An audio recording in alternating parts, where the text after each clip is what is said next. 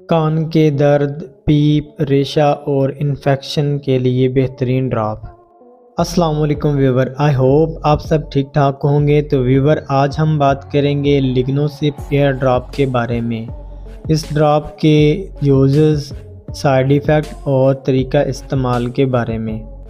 लिग्नोसिप air drop में combination medicine होती है सिप्रोफ्लॉक्सासिन और लिग्नोकेन।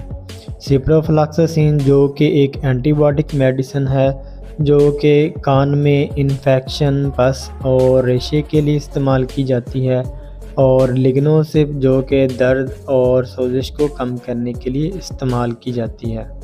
तो अब बात करते हैं इस ड्रॉप के बेनिफिट्स और यूजेस की। तो ये ड्रॉप ओटाइटिस मीडिया, जिसको कान का अंदरूनी इन्फेक्शन कहते हैं, इसके इलाज के लिए इस्तेमाल किया जाता है।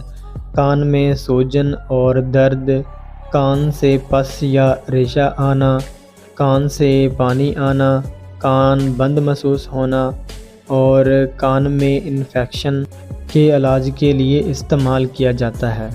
तरीका इस्तेमाल के बारे में बात करें तो व्यूवर, ये ड्रॉप मुतासरा कान में 3 से 4 कतरे दिन में 3 से 4 दफ़ा इस्तेमाल करें और ड्रॉप डालने के बाद 3 से 5 मिनट तक लेटे रहें एक साइड पे।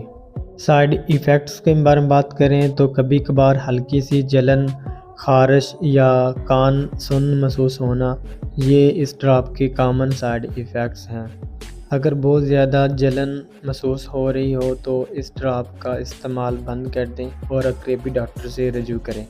आई होप व्यूवर, आपको मेरी ये वीडियो अच्छी लगी होगी। अगर वीडियो अच्छी लगी है तो वीडियो को लाइक, कमेंट्स और शेयर करें, और चैनल को सब्सक्राइब नहीं किया तो चैनल को सब्सक्राइब कर लें ताकि आपको ऐसी इन्फॉर्मेटिव वीडियो देखने को मिलती रहें।